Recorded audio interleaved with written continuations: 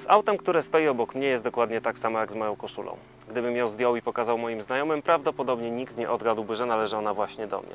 Gdybym tym samym znajomym pokazał zdjęcie auta, które stoi obok mnie, prawdopodobnie nikt nie odgadłby, przez kogo zostało wyprodukowane. Dlatego ja w następnych ujęciach wracam do swojego codziennego stylu, a SsangYongowi Tivoli oddaję jego tożsamość. Zapraszam na kolejny odcinek programu Project Automotive. SsangYong, mimo iż nie jest najbardziej rozpoznawalną marką na polskim rynku, stara się zawojować rynek crossoverów. Sukcesem ma być do tego cena startująca od 59 000 złotych, wygląd przywołujący skojarzenia z europejskimi producentami i terenowymi aspiracjami oraz iście europejska nazwa. Auto na rynku rywalizować ma z niewielkimi SUV-ami oraz crossoverami. Wymiarami jest zbliżone do takich aut jak Kia Soul, Nissan Juke czy Renault Captur. Przy czym jest od każdego z nich nieznacznie dłuższe. Do segmentu Nissana Qashqai'a czy Dacia Duster brakuje mu jednak paru centymetrów. Wizualnie auto wydaje się o wiele większe niż jest w rzeczywistości. Jest to przede wszystkim zasługa masywnego przetłoczenia w okolicy tylnej osi i drzwi. Wnętrze z SsangYonga Tivoli jest wykonane bardzo dobrze. Górna część deski rozdzielczej jest wykonana z miękkiego plastiku, który przy okazji jest miły w dotyku. Środkowa część oraz dół jest twarda, natomiast na tle klasowych rywali wszystko jest w normie i w porządku. Na pochwałę zasługują bardzo wygodne i dobrze wyprofilowane fotele. Nie powodują one zmęczenia nawet przy dłuższej podróży. Producent twierdzi, że wyprofilowanie kierownicy było inspirowane wolantem wprost z wnętrza samolotu. Nie wiem, co chodziło projektantom po głowie, ale wykonali oni swoją robotę bardzo dobrze. Kierownica pewnie leży w dłoniach, jest lekko spłaszczona u dołu, obita bardzo przyjemną skórą, a w dodatku opcjonalnie podgrzewana. Jak na crossovera przystało, mamy tutaj także lifestyle'owe dodatki w postaci możliwości zmiany koloru podświetlenia zegarów. Opcji jest naprawdę dużo. Cieszą także małe akcenciki, takie jak powitania i pożegnania nas przez auto. System multimedialny Tivoli nie jest zbytnio rozbudowany, jednak bardzo intuicyjny. O ile ktoś zna język angielski, o polskim menu można niestety tylko pomarzyć. Podłączenie telefonu przez Bluetooth czy zmiana trybu pracy jest niezwykle prosta.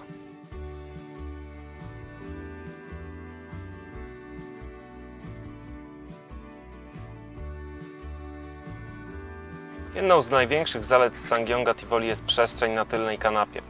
Mam 1,80 m wzrostu, siedzę za samym sobą i jak widać miejsca ani na nogi, ani nad głową mi kompletnie nie brakuje.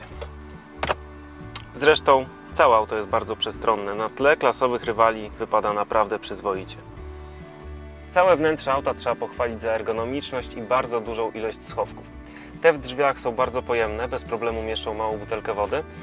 Ten przy nogach pasażera co prawda ma mały otwór, ale za to jest bardzo głęboki.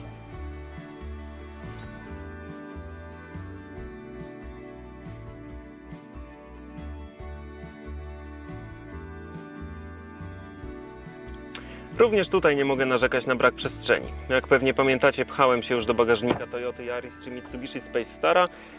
Tutaj jest naprawdę wygodnie. 423 litry pojemności, siedzenia po złożeniu nie pozostawiają płaskiej powierzchni. Trochę dziwny wydaje się ten dosyć wysoki próg, który powstaje po otwarciu bagażnika. Ale zdaje się, że wiemy już wszystko o tym, jak to auto wygląda w środku. Wiemy o tym, czy bagażnik jest wygodny, więc chyba pora się po prostu przejechać. To co? Jedziemy!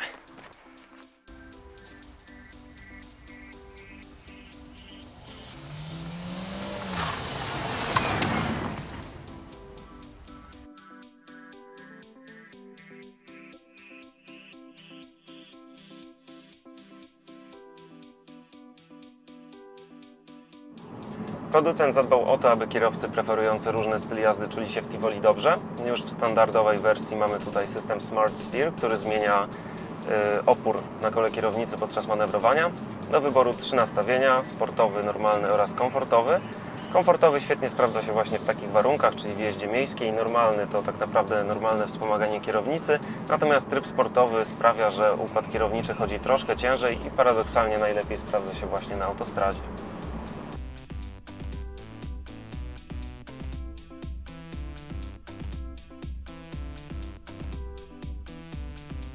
Prowadzenie Tivoli jest pewne.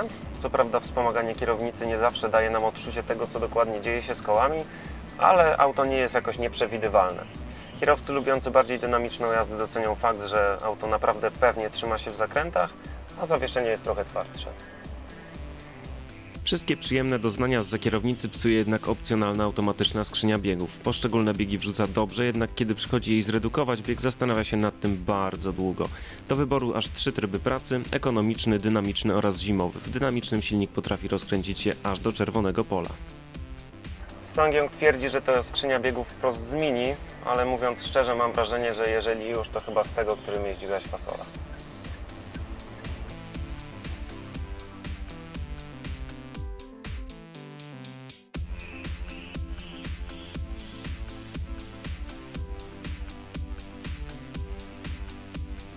Może w takim razie silnik dostarczy pozytywnych emocji. Jest wolnossący, co już bardzo mnie cieszy. Rozwija moc 128 koni mechanicznych z 1,6 litra pojemności, a do tego rozwija moment obrotowy na poziomie 160 Nm. I jest zaprzeczeniem dynamiki. Silnik daje odczucia, jakby miał 20 koni mechanicznych mniej. Do setki przyspiesza w całe 12,2 sekundy. Trzeba przy tym korzystać z górnego zakresu obrotów, a silnik przy tym niemiłosiernie wyje.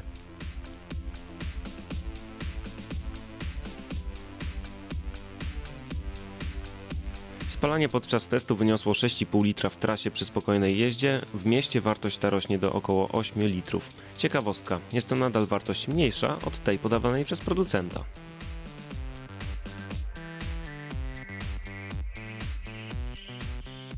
Testowana przez nas najwyższa wersja wyposażeniowa kosztuje ponad 85 tysięcy złotych. Dużo? Patrząc na wyposażenie zawierające takie bajery jak wentylowane, skórzane fotele, nie jest to cena wygórowana. Na tle konkurencji także nie wypada najgorzej. Jednak jej największym problemem zdaje się być marka auta, nieznana szerszej klienteli. Jak zatem ocenić Tivoli? No cóż, najlepszą oceną zdaje się być ta wystawiona przez osoby, które nie interesują się motoryzacją, a obejrzały testowany przez nas samochód. Powiedziały one: fajne auto. W dodatku fajnie jeździ, fajnie wygląda i na tle konkurentów wcale nie jest najdroższe.